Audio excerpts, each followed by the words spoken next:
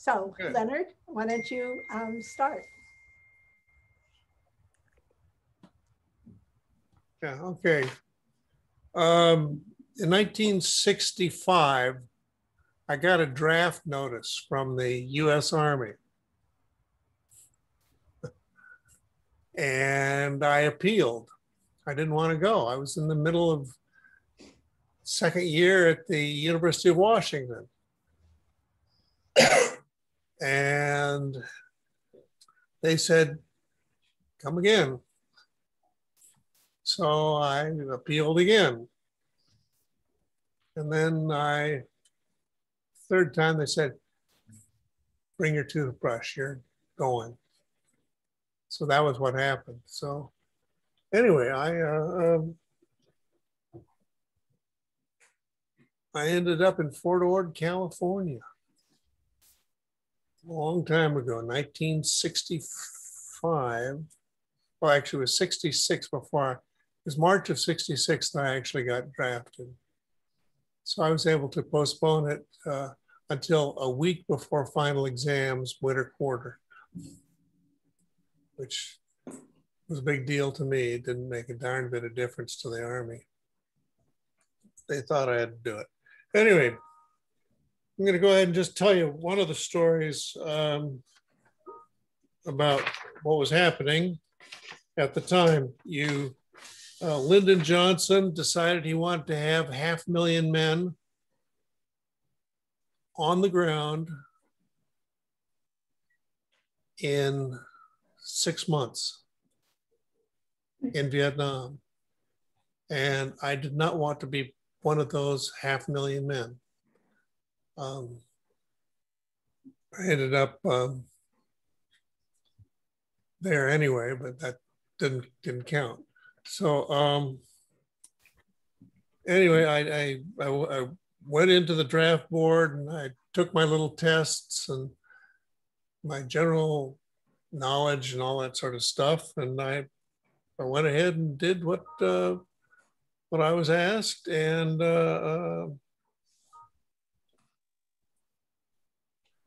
I got drafted. Went to Fort Ord, did a whole lot of running, push-ups, more push-ups, a little more running, more push-ups. Your favorite. I got tired of doing push-ups. Anyway, so then I took a bunch of tests while I was being considered for participation, and general knowledge and everything. And I apparently did fairly well, because when I got to basic training, they took me out of formation and they said, we want you to come down and take those tests again. Mm-hmm. We think you cheated. Mm-hmm. I couldn't imagine, why in the hell would I cheat on induction tests? Anyway, so I went ahead and went there and did it, and got the same score all the way across. And that was what put me in a special category then, because they decided they were going to put me in the Army Intelligence Service, AIS, which is,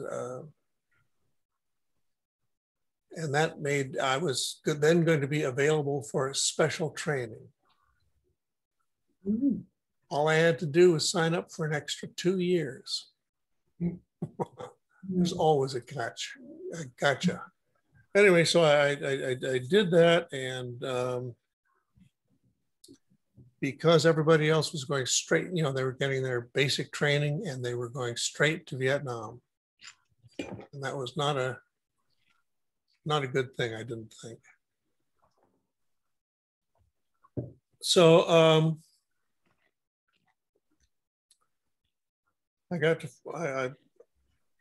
after I left Fort Ord, they sent me to Fort Devens, Massachusetts, home of AIS or ASA.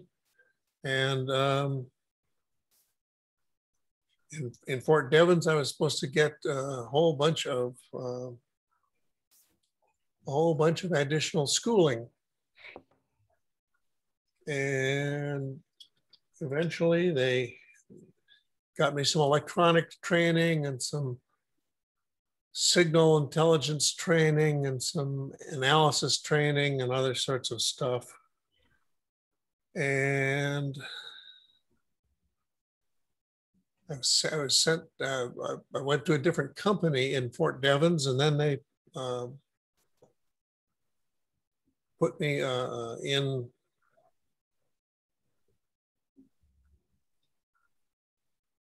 in a pool of talent or something. Anyway, I on both of these tests, I got perfect scores. I said, so it was fairly clear I had not cheated. And so they went ahead and shipped me there, shipped me off to this advanced training, and that's where I learned a bunch of electronics and also a whole bunch of intelligence, how to do intelligence analysis, which was sort of an interesting thing to be doing. And then my boss, or my boss's boss's boss, said, I want these guys to go through some special training to see how they handle under fire. And so they sent me out to Africa, to the Congo, and it was a nasty trip. And I came back from the Congo, and the first lieutenant that was in my group said, well, he got killed. And then they sent us another lieutenant. And he got killed. And then the general called me and said, I want you to be the next commanding officer of this group. I said, that's hard duty. And he said, we'll see how you do. So I went ahead, and the general said, you're going to go. So I went, and he thought I did fairly well because I completed the mission, and everything worked all right. And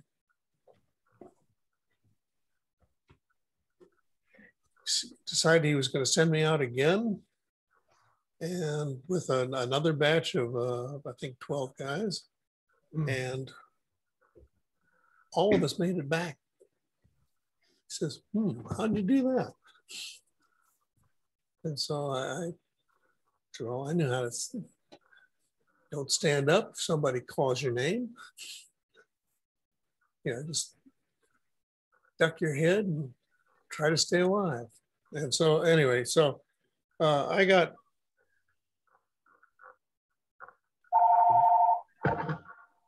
the general thought I was sort of an interesting guy, and he had been talking to a bunch of Air Force generals, and they were losing B52s over North Vietnam. They were losing a lot of B52. And Boeing no longer had the capacity for making more B52s. Wyla, for your information, a B52 is a huge bomber. So it was the only thing they could use for carpet bombing. A missile? What? Is it a missile? Or like for dropping bombs? It's that plane behind him. Oh. Yeah. This thing. And they seem like they pollute the environment because I can see a lot of smoke coming from the engines. Well, they're not environmentally very good airplanes. But if you want to drop a lot of bombs, it's a You good kind of area. have to have it. You have to have it.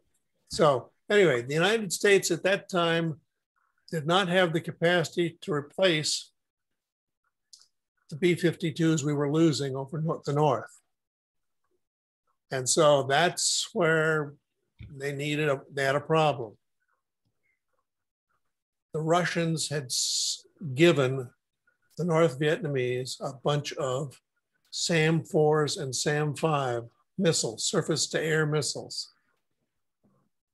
And that was where the problem came in. So I went ahead and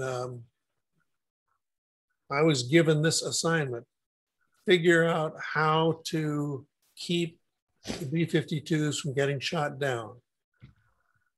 And that's what I did.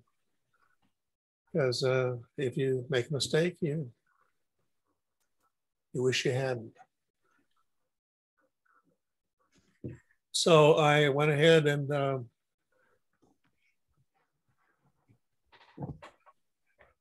well, the general basically said, you're going to get whatever you need to do the job, and don't come back until you got it done. Which is sort of like, do it. So I went ahead and did it, and I was thinking about it, and first the Air Force had gone ahead and asked Lockheed, can you do it? They said, sure, we can do it. Take us 5 years. You won't have any B-52s left, but we can do it. 5 years. And then they talked to a bunch of other contractors, and the best estimate they had was 3.5 years. And it was not an acceptable thing for the Air Force. So my boss went ahead and said, all right, we'll go ahead and see what we can do. So he told me, just whatever you need, requisition it. So I needed some technicians, and I needed some flyers, and I needed some other stuff, and some intelligence, mostly from National Security Agency. And so then I went to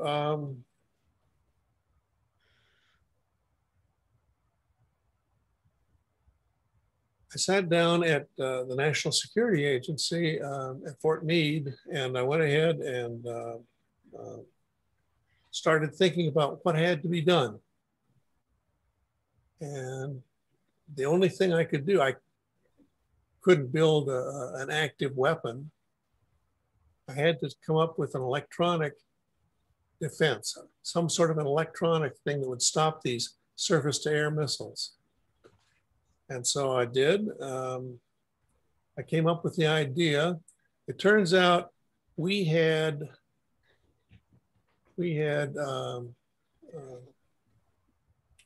some very fast switching transistors. And I knew that the Russian SAM-4s and SAM-5s were made with very slow switching tubes.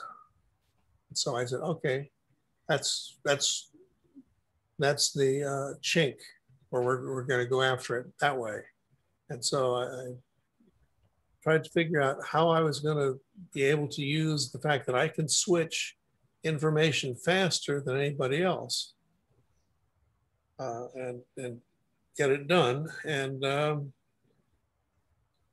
so I sat around, and I drinking a lot of beer actually at Fort Meade, but I dreamed up a way of beating the thing, because I could switch. I could switch very, very, very, very fast using emitter couple logic. And we knew exactly what the Russian box, what the SAM 4s and 5s, what their box looks like. So I knew what the electronic description was going to be, which was very good, because with that, I knew what was going to have to happen. They were going to have to, basically I had to push a button and it was going to have to capture, actually is what we called it. We had to capture the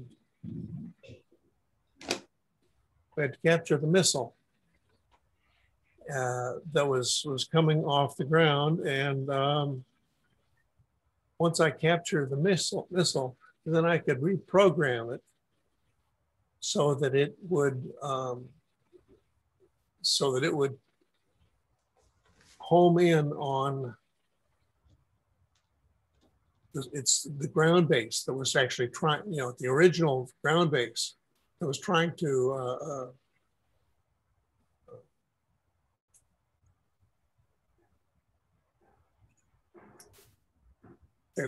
they were trying, they were firing these missiles, and as soon as the thing got in the air, then I could get a hold of the electronic controls of the missile. And then I was able to program the missile to home in on the original firing control stuff. And with that, it could go ahead and home in, follow it back on it's called a beam rider.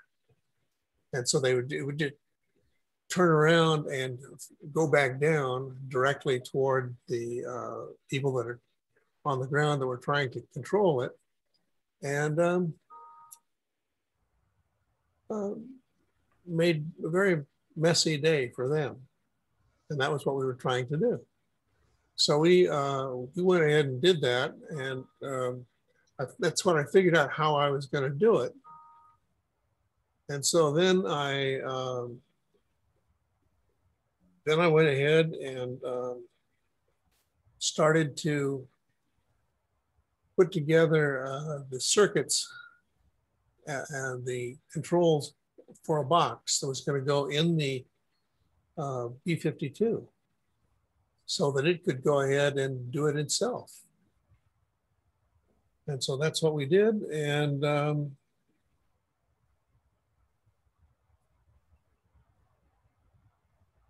that seemed a perfectly reasonable thing to do. I knew that, and I figured out that I could take it. I could take the boxes and we could test them. We could test them against the material they had at Fort Meade. And Fort Meade would go ahead and people at Fort Meade could test to see whether the pilot of the target aircraft had been shot down or not. And in point of fact, it turns out that what I'd done was the right approach. It was simple, easy, about the size of a garage door opener, maybe a remote control for your VCR, but nothing much more than that. And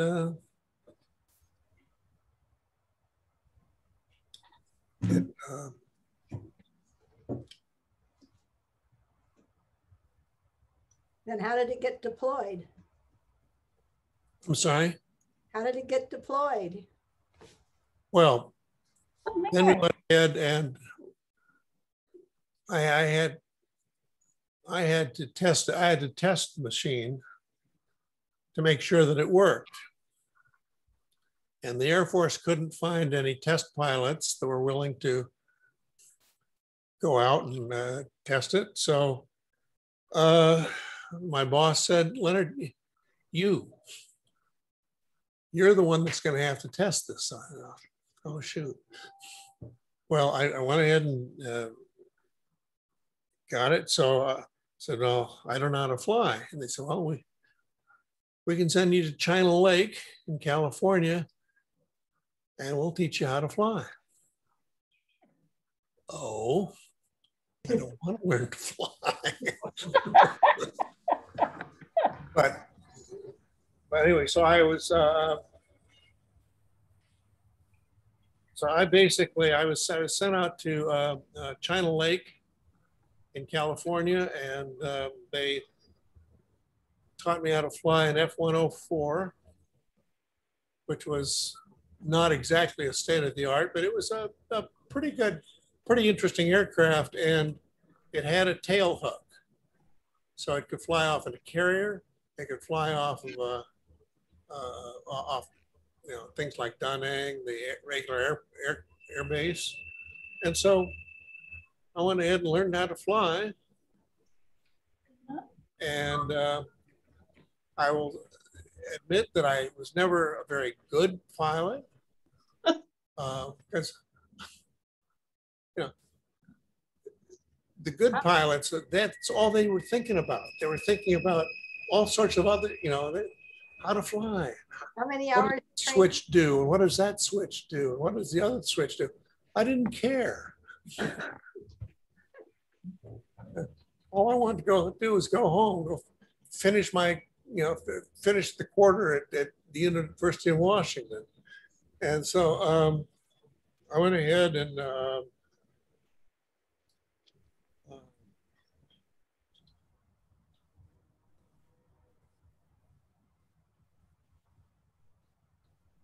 You got trained. so anyway, I had the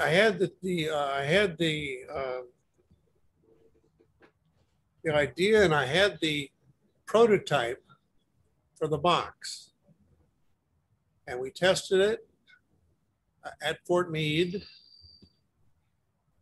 And once we tested it, and it looked good, as soon as you push the button, it would capture that missile, the control of that missile, and reprogram it, and it would turn around and go back on at the radar that was supposedly controlling it. Well, that worked. And so then I was supposed to go to, I needed some additional information. I had the prototype, which was a great big circuit board, and I needed to make it smaller and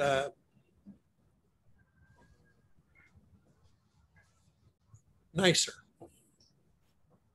We didn't want people to get into too much trouble with these things, so I went ahead and designed it so it would fit in a nice little aluminum package and had the appropriate number of buttons and lights and stuff.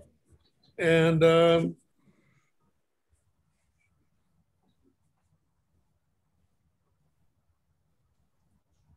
then they said, all right, and now we're going to put it in the F-104, you're going to fly. Oops. So they now that they military sent me to 8 weeks of flight school. So I was an excellent pilot. As for nobody believed that. So anyway, so they were going to send me to, they sent me to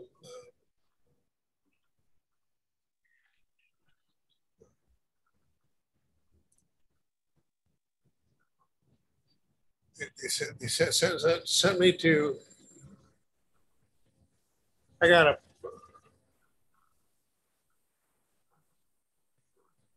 there you go, there goes the train. It's been sort of in this ear. So anyway, so I went ahead and I took care of the installation in my F-104, and I said, no, wait a second. If my test my test was going to be to fly up the river towards Da Nang. Well, about halfway there, I was supposed to turn around and come back slow, fairly gently, and let people shoot at me. And so I went ahead and I figured I'd have 8 different channels, so it could handle 8 different missiles. And that sounded like, I thought, geez, that's more than anybody's going to want to shoot at the B-52. And so I went ahead and put it in the 104 and went flying out of Da Nang, Vietnam. And I took off and went up the river. And then I turned around and I came back, and the first channel shot, or they fired 1 missile and it worked. They fired another missile and it worked. Got up to 8. I had only 8 channels.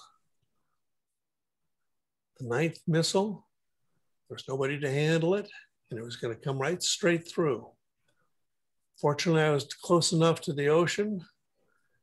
I dropped down and I headed out to sea and ejected. And by the time I got out of the airplane, it was so much aluminum scrap.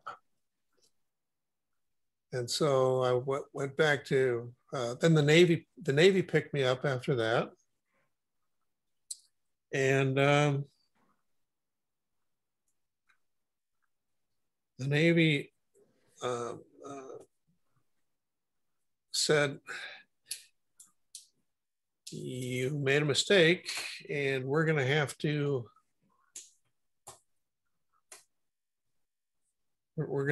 take care of well, okay. I got blown up by the 9th missile. So if I was going to get blown up by the 9th missiles, I needed to have more channels in this box. So I went ahead and made a box with 16 channels. And after we then modified the box, reinstalled in the F-104, or a different 104, and I flew it again. And as soon as 15 missiles had been fired at me, 16 missiles had been fired at me, the 17th missile was going to get through. Oops. So I was going swimming again. And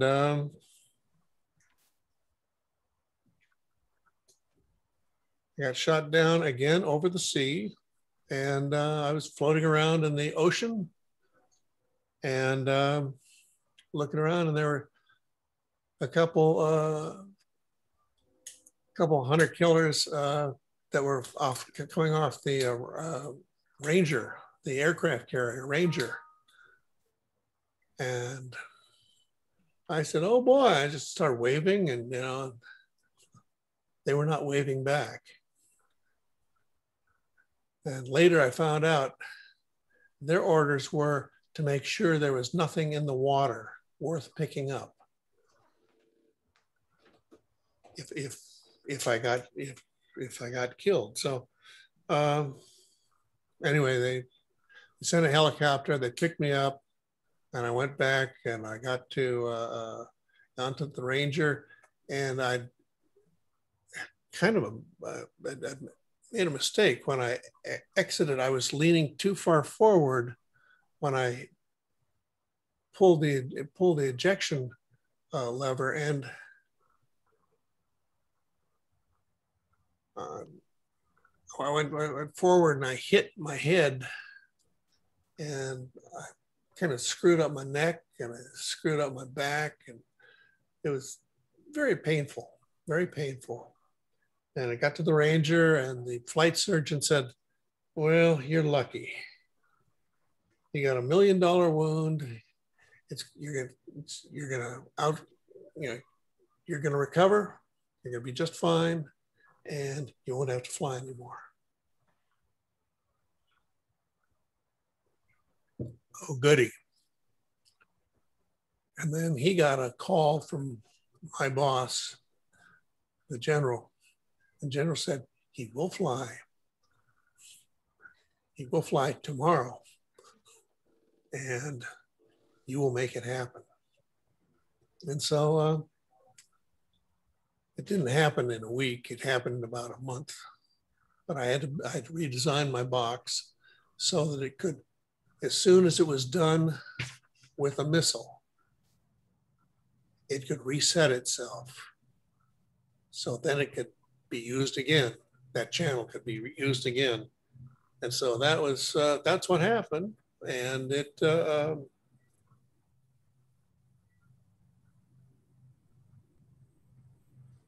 golly.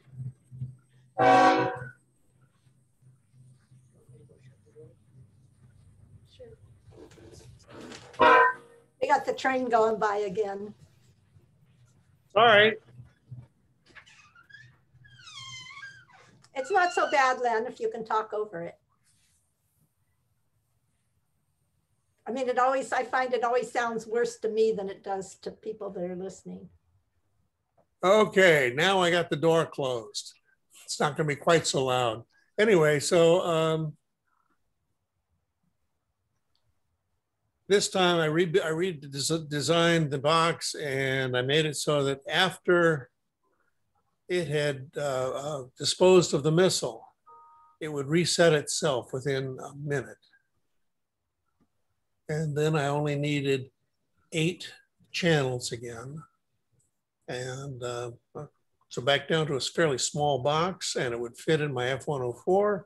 And so I went ahead and did it, and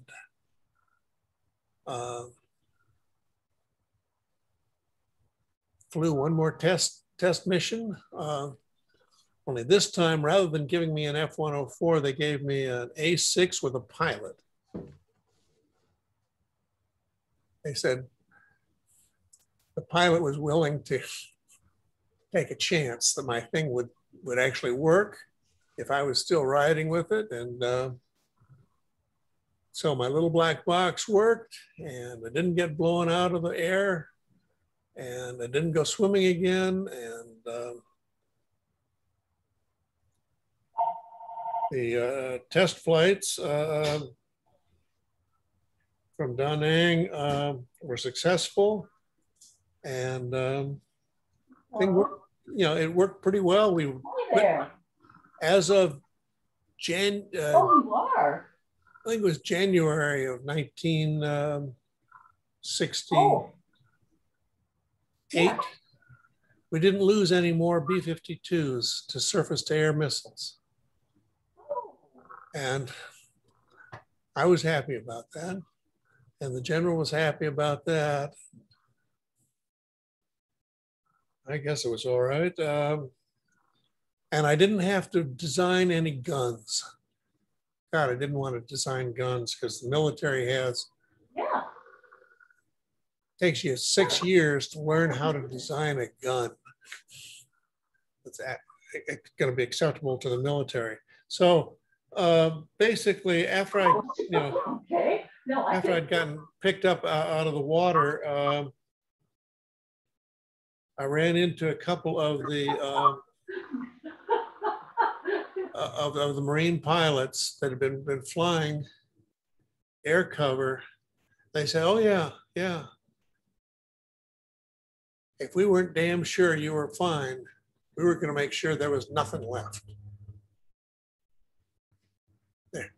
And I said, well, that's one of the reasons. I was carrying a 45 and a 357 Magnum. He says, it wouldn't have done any good. I said, it would have made me feel better. I was not at all happy about that. So basically, there were no more losses to surface-to-air missiles, and the B-52s, they're the same airplanes that were flying today. 30 some years later, 40 years later. So it doesn't make a whole lot of sense, but what? Shall I tell the add-on Libya part? Yeah, sure. Why don't you go ahead and do that? So I had, of course, heard this story, and I went to Washington, D.C. in 1986, and I heard that, you know, it was big news that we had bombed a school in Libya, and everyone was, and the school was right next to a military installation that that people were, the news media was presuming that we had tried to hit this military establishment and we'd hit the school by mistake. And I listened to this and I heard that they were flying B52s. And I knew from Leonard that Libya had Russian equipment in terms of missiles and things. And I immediately put two and two together and thought, you know, we didn't hit we didn't shoot the school. It was their own missile going up trying to hit our airplane that had gotten turned around and blown up where it had come from. And I call up Leonard, you know, because I was doing like commuting at that time across the country, and I call him up. I says, because I thought, well, how can nobody know this story? Because now it's 86, and you know, it's a long time after it's happened. Leonard says, no, nobody knows. And I remember, you know, all the media was going, oh my goodness, you know, Gaddafi's going to be mad and he's going to retaliate, and we're going to get, you know, we're going to get in a lot of trouble. And what was hilarious is that Gaddafi, there was no comment that ever, you know, I mean, maybe there was stuff under the cover, but we never heard anything from Gaddafi that was public at all. But we did hear that Gaddafi was really pissed at the Russians. And so I just said, okay, well, there's a story that's buried here, you know, that now we just had it told. Yeah. So anyway, so that was my B-52 story.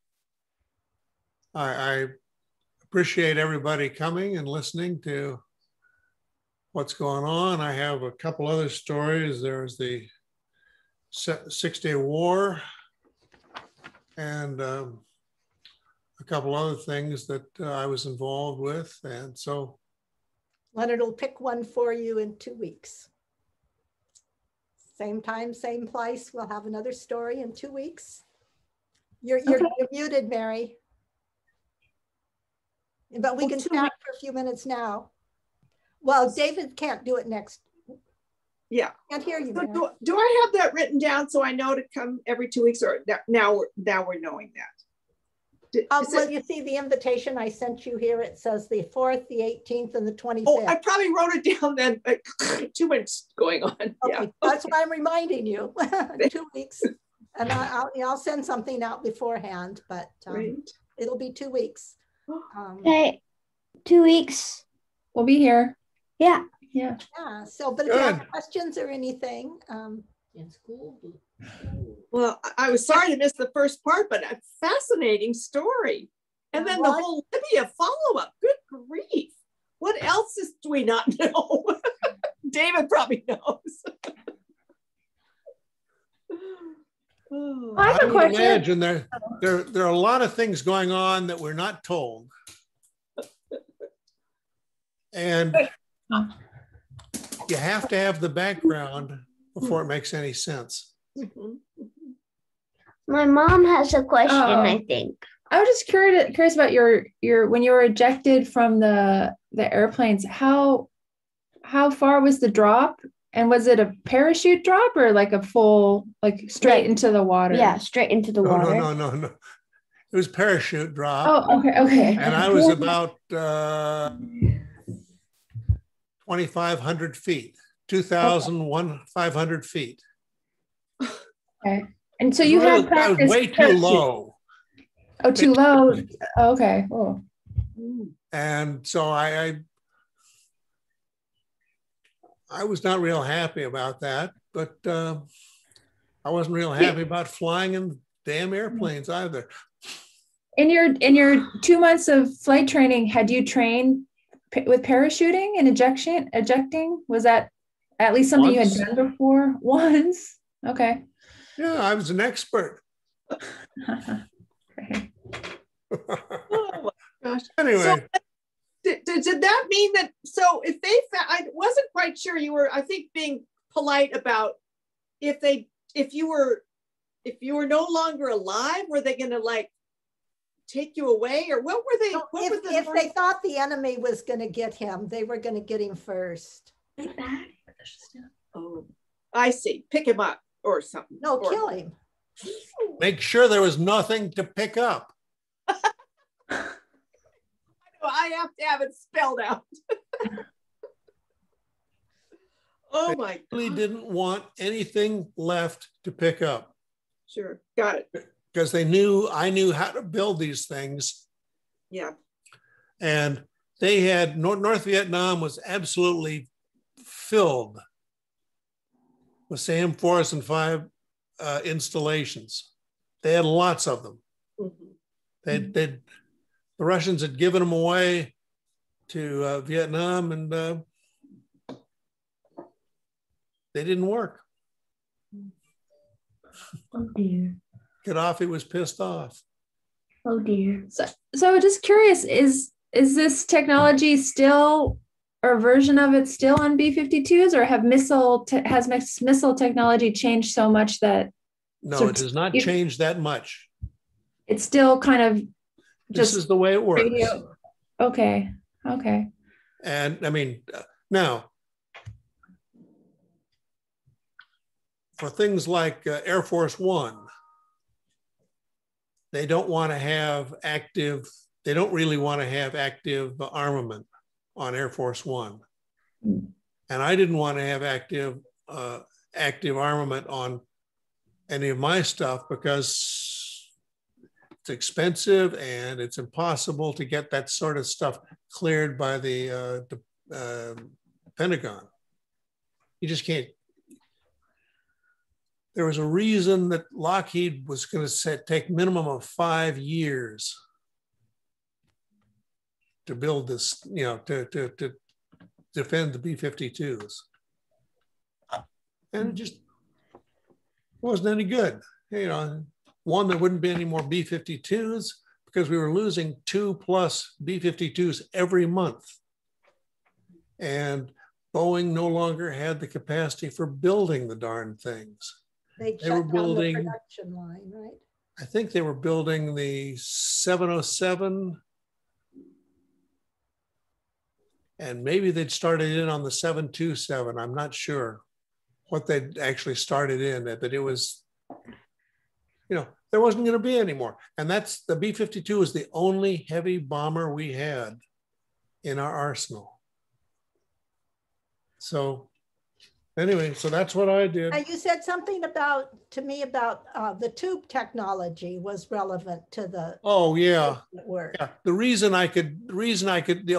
whole thing, the only reason it really worked is because we had solid state electronics, and the Russians were still using tube. So that means new stuff wouldn't be using tubes, right? No, new stuff would not use tubes. It didn't matter to me. They'd already, this was stuff that was installed in North Vietnam, and it was all tube technology, and I could do stuff faster with my transistors than they could with their tubes, and that was good. At some point. I had a question about, so using this device, did a pilot did they visually see the missile approaching, or were they warned electronically that they were being? Electronically. It all had to be done electronically. There's no way. So there would be like a voice speaker somewhere on the plane to tell you. Right in your earphone. Oh, those Okay. things. Yeah. So you'd hear a sound that would notify you. I would hear Like beeping noises? a sound like chirping. Okay. And then you'd physically press the button and it would take attach. control of the missile and make it go away. Okay. That's good. But where would these missiles go to after you? Oh, It where went they back. were It went back. Okay, the missile was being fired from the ground, Where? But and how can missiles be shoot for the ground? Normally missiles are being dropped from the sky. Those no, are this is a missile, not a bomb. Oh. This was a missile, so it would be flying up, and then the box would get a hold of it and send it. And then it would go back down where it came from. And it blew up the people that sent it. Yeah, and then That's a good technique. it was a very clever technique because it meant I didn't have to fill all the damn paperwork for active armament. You'd use their weapons against them. Kind of. I didn't have to handle this crap for guns and all that stuff. And it worked. Oh, because you had originally considered sort of like an airplane to missile, like something to latch onto an oncoming missile. You had considered different solutions. I was looking at all. Yeah, originally I was thinking of anything that I could get that would work. And this was the best thing I could do over, as I remember, it was several pitchers of beer. Your father would have approved. Yeah, that's very familiar. Must be a lakeside learning. How long do you think, about how many months was the whole thing from the time you got told to do this to the time you flew your last trip? 3 months, 6 months? 4 months, 5 4 months. Lockheed couldn't do it. Oh, Leonard. And nobody else could make B52s but Boeing, and Boeing had already changed what they were doing in the buildings down in Kent.